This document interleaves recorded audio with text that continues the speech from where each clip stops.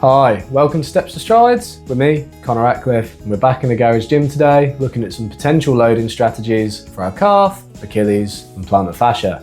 Now today's exercise is a resistance band Plantarflexion. Let's have a look at it and discuss some of the finer points around it, because I think otherwise it's typically considered as quite a straightforward exercise. But like all of our exercise prescription, there should be some considerations around our setup and the specificity of it. So first things first, the band placement matters with this. So if we put this under forefoot, we're going to get slightly less load through plantar fascia. If we place this under digits, so it pulls the digits back into dorsiflexion, then we're going to get a little bit more tension through the fascia, so we can bias the load to it a little bit. Now, I say a little bit because we're more likely to get better load and tissue change through fascia in a weight bearing position. But I hear you ask, why bother with this exercise then? Well, the benefit of this is that if we have people with concurrent pathologies or people who have pain over forefoot or issues with their metatarsophalangeal joints, then this is probably going to be a slightly friendlier exercise, and it still means that we can load up calf and Achilles and still get a bit of load through the fascia.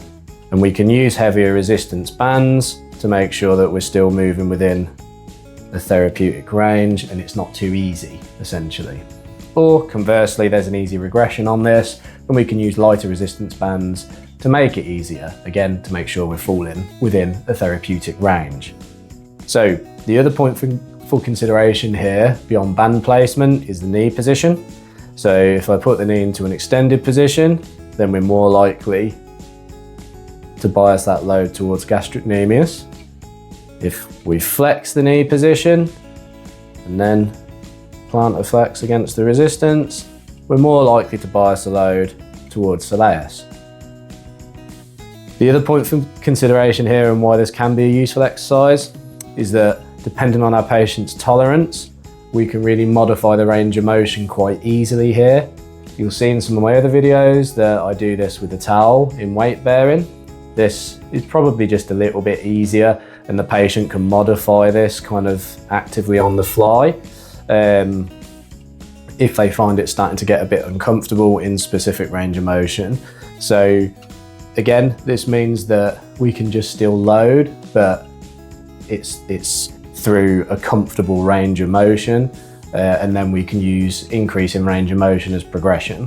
So that might be we just start from a neutral position and plantar flex to end range. It might be that we come just past neutral perpendicular in the sagittal plane. And it might be we come all the way back into end range dorsiflexion to end range plantar flexion.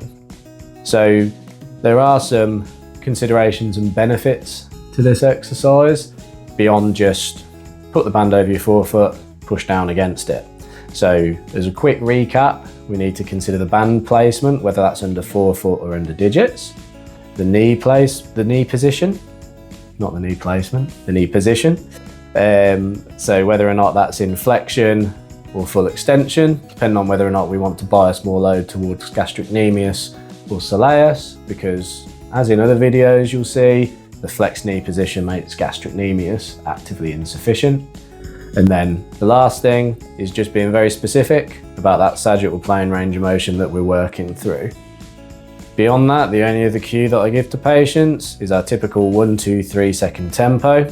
So 1 concentric, 2 isometric, 3 back up nice and slowly through the eccentric phase.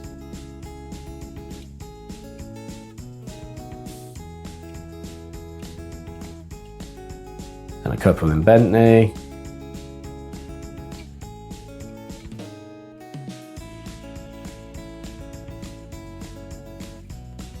Down for 1, hold for 2.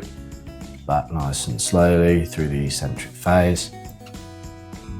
And that's today's exercise, our resistance band Plantarflexion.